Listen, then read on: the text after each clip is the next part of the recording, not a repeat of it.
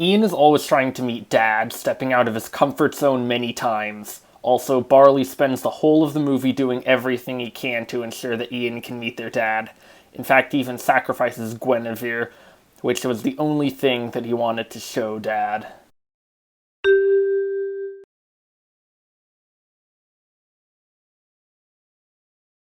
Every scene is higher stakes than the one before it. At first, Ian has to save Wilden from the fire, then escape the pixie dusters, then cross the bottomless pit, then escape the police, then escape the Gelatinous Cube, and finally defeat the Curse.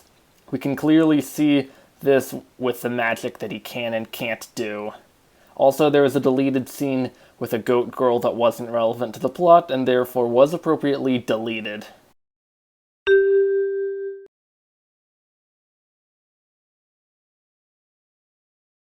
The film's theme is that older siblings are just as good as parents at being role models. Even better, we don't know it until the end, but we see hints of it throughout the film, usually by Barley treating Ian more like a son than a brother.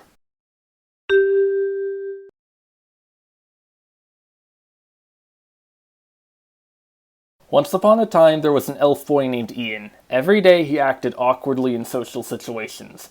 One day, he and Barley find a way to bring back their dad. Because of that, they go on a quest to find a Phoenix Gem. Because of that, Ian realizes that he never needed a dad, as he has always had Barley. Until finally, they defeat the curse, and Barley is able to say goodbye to their dad.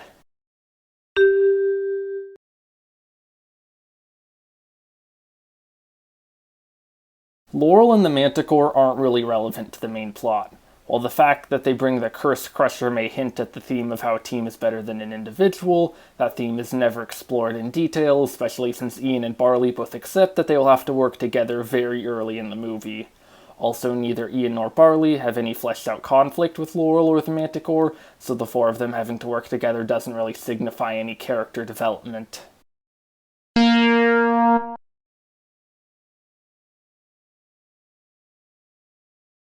Ian is never in his comfort zone at any point in the movie. Doing magic, speaking up, driving the van, all of those are things that he is very uncomfortable with, yet has no choice but to do them.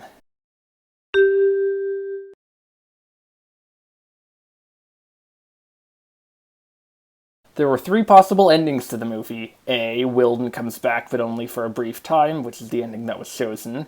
B. Wilden comes back permanently. And C. Ian and Barley never meet Wilden.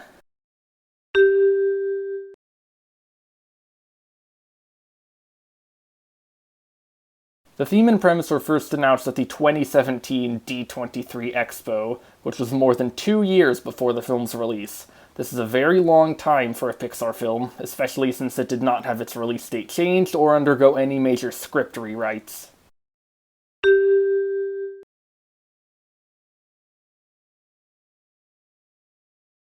The ending scene required a way for Ian to get mad at Barley and end up being wrong.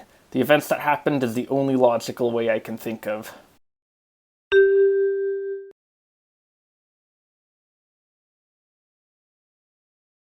Dan Scanlon told this story because his dad died when he was very young and he wanted to support other people who had the same thing happen to them.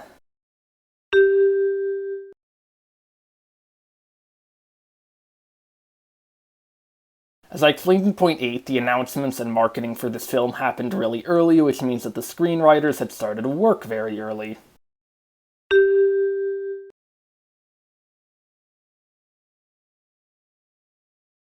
In point 10, I explained how Dan Scanlon based this off of his personal experience with losing his dad at a young age. While the loss of a parent at a young age is a very common, almost cliche plot point in animated fantasy films, most of those films gloss right over how the protagonist got over it. However, this film's main plot is about how the protagonist got over the loss of a parent.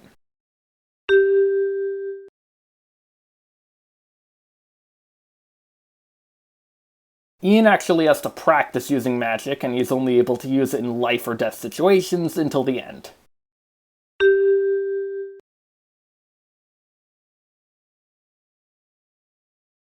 As I explained in point 10, Dan Scanlon based this film off of his personal experience of losing his father at a young age.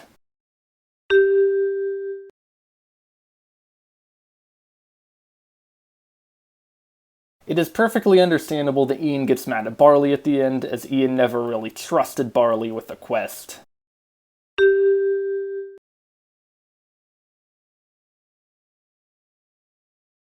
If Ian and Barley don't succeed, then they will miss the only chance they will ever get to meet their dad.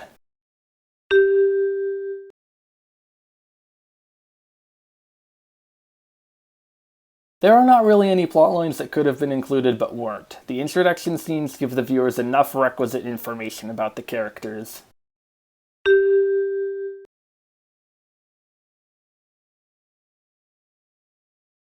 Ian's final test consists of using magic, which he just learned exists 24 hours ago, to defeat the dragon, and sacrificing his time with Dad so that Barley can meet Dad.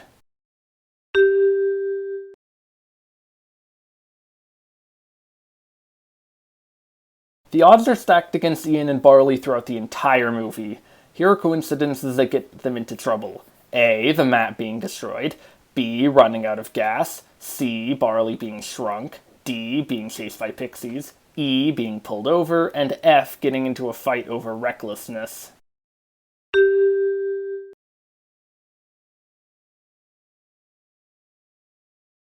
In point 12, I explained how this film uses the losing a parent at a young age building block, which is extremely common in animated fantasy films, but is rarely the main plot of the film. This film also uses the two halves make a whole building block from Ratatouille and Monsters University.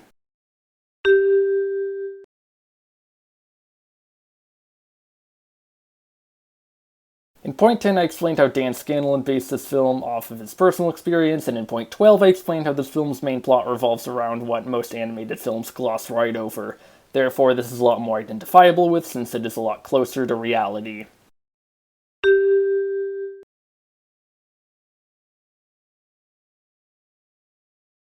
Ian has to learn how to do magic in a massive time crunch so that he and Barley can meet their dad, and in the process, Ian realizes that Barley has been a good and effective father figure. Also, Laurel and the Manticore show up.